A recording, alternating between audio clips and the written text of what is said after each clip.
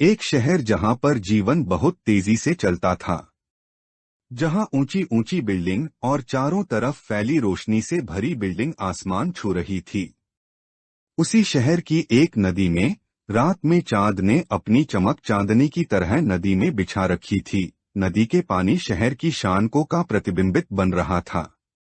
और इन सब से दूर नदी के पार एक कैफे में एलोडी रूसो ने अपनी एस्प्रेसो की कप के किनारे को स्पर्श किया और कप उठाकर कॉफी पीने लगी। तभी उसकी तेज हरी आंखें उस आदमी पर टिकीं जो अभी अभी कैफे के अंदर घुसा था, जिसका चेहरा निशानों से भरा था। उसे देखकर यह सोच रही थी कि मिशन बचेगा या बर्बाद होगा। एलोडी एक पूर्व कला पेंटिंग चोरनी थी जो अब एक पेंटिंग गैलरी की मालकिन बन गई थी। एलोडी ने अपने अतीत से भागते हुए कई साल बिताए। उसकी पेंटिंग गैलरी बहुत अच्छी चल रही थी क्योंकि एलोडी इस शहर की जनता के लिए दूर दूर से पेंटिंग लाकर उन्हें देती थी। आज से 2 दिन पहले लेकिन उसका सावधानी से बनाया गया ये जीवन तब बिखर गया जब इंटरपोल के इंस्पेक्टर लॉरेंट डुबोआ उसकी पेंटिंग गैलरी में आया और उसे धमकाने लगा और कहा कि मेरे लिए तुम एक पेंटिंग की चोरी करो या फिर जेल जाओ। पेंटिंग विक्टर ड्रेकॉन नामक एक व्यक्ति के निजी तिजोरी में थी। विक्टर ड्रेकॉन एक बिजनेसमैन था जिसका संबंध क्रिमिनल के साथ भी था। वो चोरी की पेंटिंग खरीदता रहता था। एलोडी उसे पहले से जानती थी। लॉरेंट डुबोआ ने अपनी सीट पर बैठते हुए मुस्कान दी। लॉरेंट डुबोआ एक धूर्त जालीकर्ता और अव्यवस्था पसंद व्यक्ति था। लॉरेंट डुबोआ ने कहा अगले हफ्ते उसके घर पर पेंटिंग प्रदर्शनी होगी। प्रदर्शनी में जाओ और पेंटिंग को चुरा के उसे मेरी नकली पेंटिंग से बदलो और लाकर मुझे दो और स्वतंत्र हो जाओ। एलोडी का मुंह तंग हो गया और कहा अगर मैं मना करूं? लॉरेंट डुबोआ की मुस्कान बढ़ी और कहा कि मेरे पास तुम्हारे खिलाफ काफी सबूत हैं। मना करोगी तो मैं तुम्हारी बेटी की गोद ली सारी जानकारी और अतीत की सारी बातें सार्वजनिक कर दूंगा और फिर तुम्हारी बहुत सारी बदनामी होगी।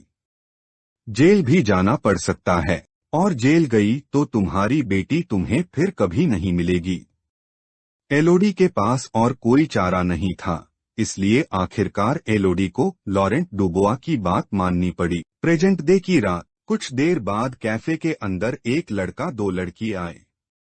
एलोडी ने कैफे में इन्हें चोरी के लिए अपनी टीम में गठन के लिए बुलाया था। उसके टीम में समीर एक हैकर जिसकी उंगलियां कीबोर्ड पर संगीतकार की तरह नाचती थीं।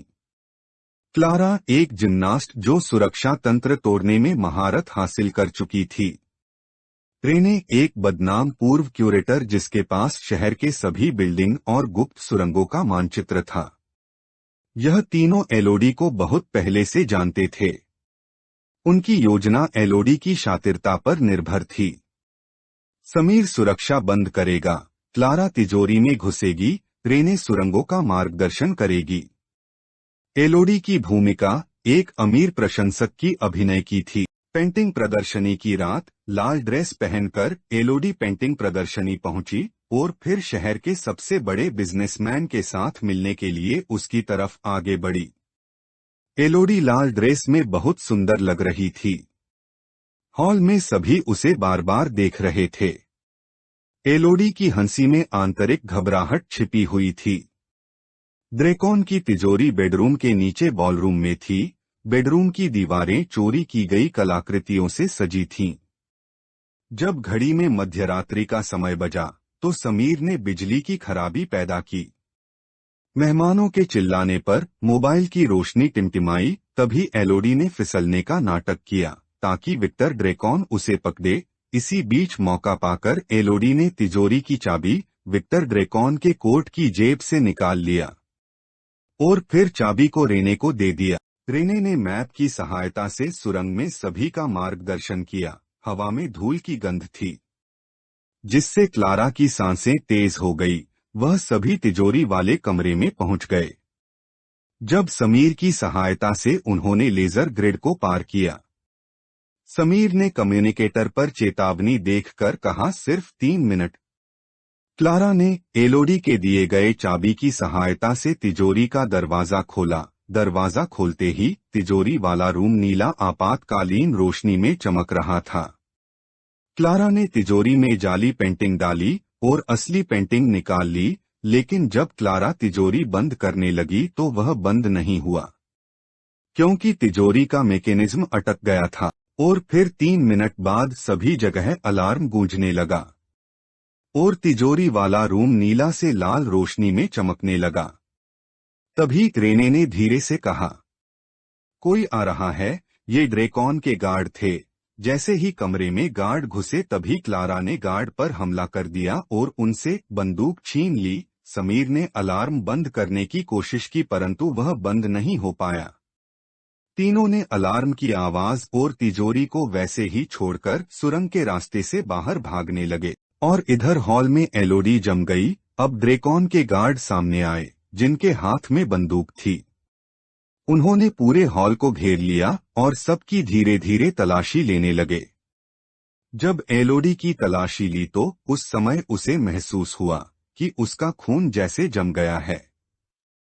और तलाशी के बाद एलोडी उस हॉल से बाहर निकलकर सीधे अपने घर पहुंच गई, जहां वह तीनों पहले से उसका इंतजार कर रहे थे।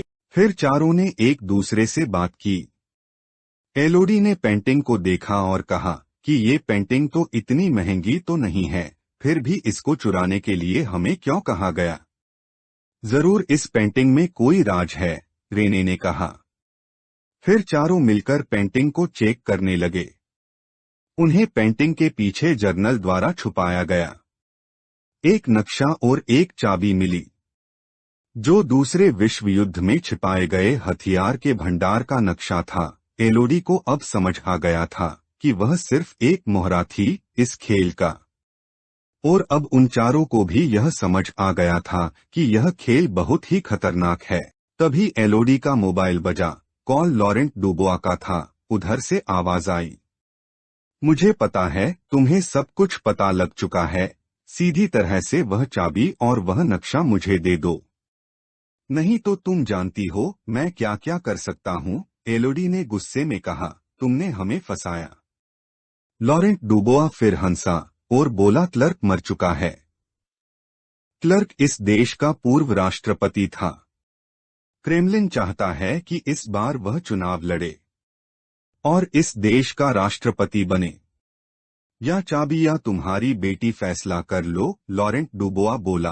क्रेमलिन एक भ्रष्टाचारी नेता था जिस पर बहुत सारे मुकदमे चल रहे थे, जैसे लूट, धोखाधड़ी, बलात्कार, जमीन हथियाने, हथियारों को ब्लैक मार्केटिंग करना और खून जैसे संगीन मामले चल रहे थे। एलोडी 2 रास्तों पर खड़ी थी। उसके लिए यह दुविधा का पल था। नक्शा और चाबी उसके हाथ में बहुत भारी पड़ रही थी।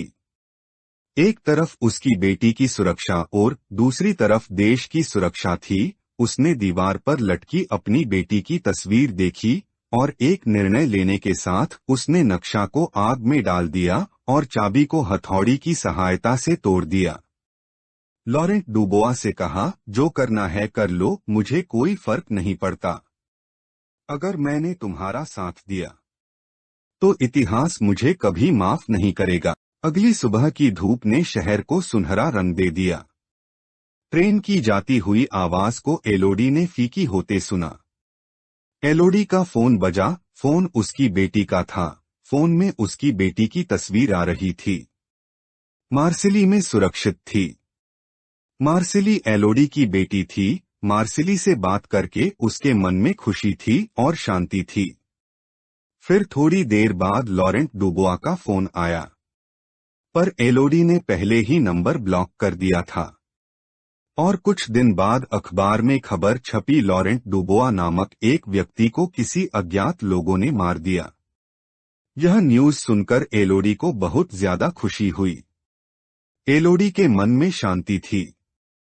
पहली बार सालों बाद वे खुल के मुस्काई, क्योंकि वह अब आजाद थी। और जहां तक हथियार के भंडार का राज था, वो कहीं जर्नल के साथ दफन था। हथियार के भंडार का रहस्य जो समय के साथ धीरे धीरे मिट गया, जब तक कोई और उसे ढूंढने की कोशिश ना करें।